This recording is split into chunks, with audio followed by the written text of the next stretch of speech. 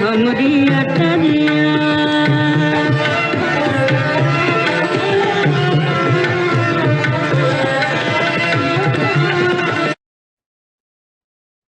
Hello, everyone. My name is Jake, and we are on Lesson 5, Part C of our Urdu script in poetry. Continuing with the trend, we have a large group today, consisting of Ali and Jake and Mehak and John Willis and Ollie and Curtis.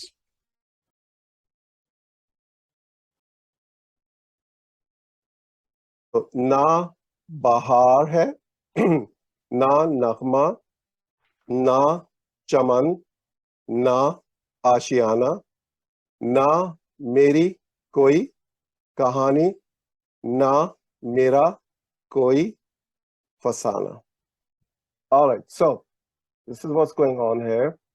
In addition to being a consonant that we just saw, the letter vowel also represents one of the following vowel sounds.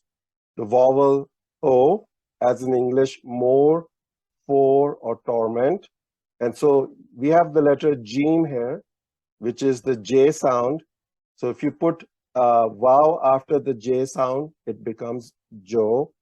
If you put an accent mark up here, which is called pesh, it looks like a little vowel itself up there. It becomes the double U sound, the long U sound, like in brood, shrewd, or food. And then this thing called diphthong, AU, as in jaw, as in coat or moat. And let me pull this down because I can't see it. If you put a zabar, so this accent mark here, let me pull up for you. Oh, there we go. Sorry, I need my laser pointer. So let me just do this again, 1 second here. So we have the Jim, this is the letter Jim, and then we have Vav. If there are no accent marks up here, then it's simply pronounced Jo. If Jo has an accent mark called Pesh up here, this is the accent mark, then it sounds Ju, as in long U. If it has the Zabar accent mark up here, which looks like a dash on an incline, it's pronounced Jao. So my favorite Urdu letter of this century is sitting here. Do means two, Chashmi means eyes, Hey.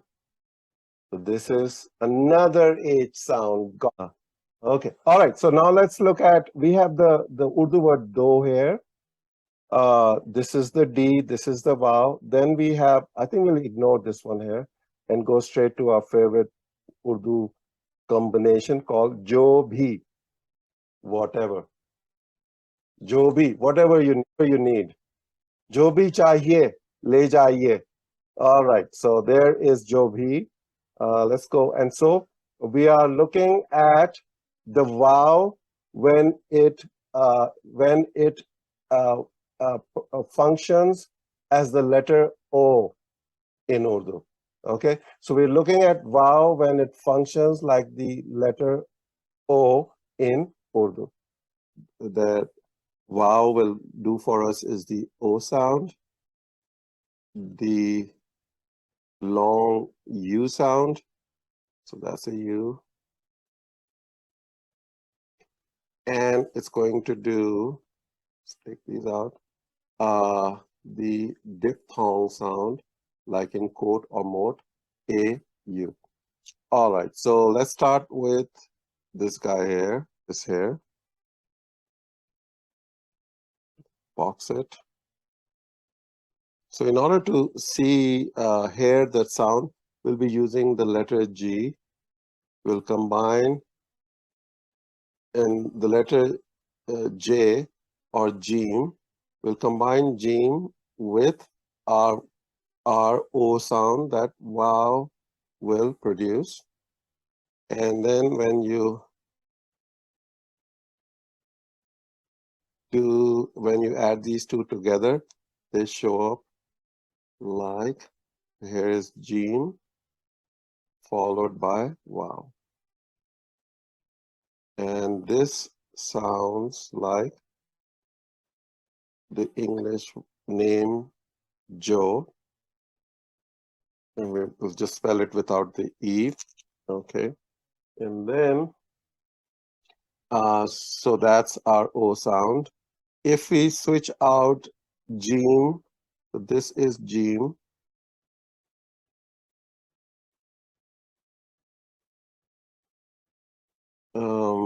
And this is the English J. If we switch out Jeem with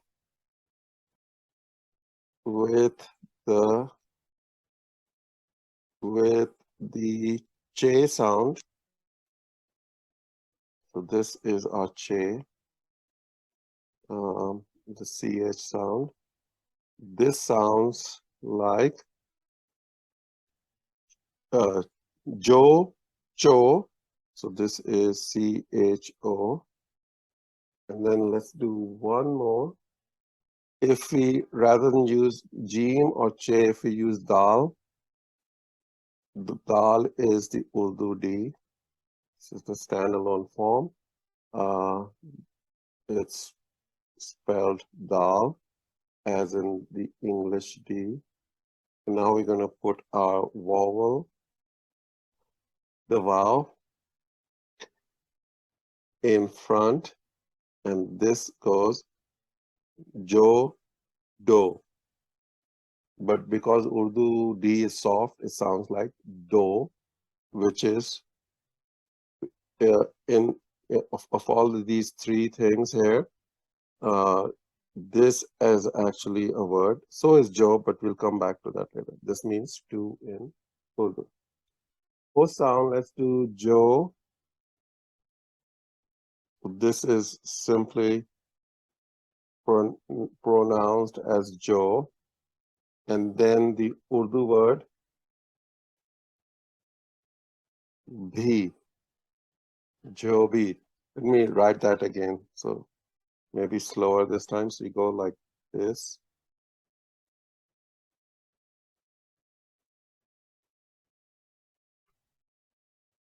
Yep, very good. And Jovi means whatever.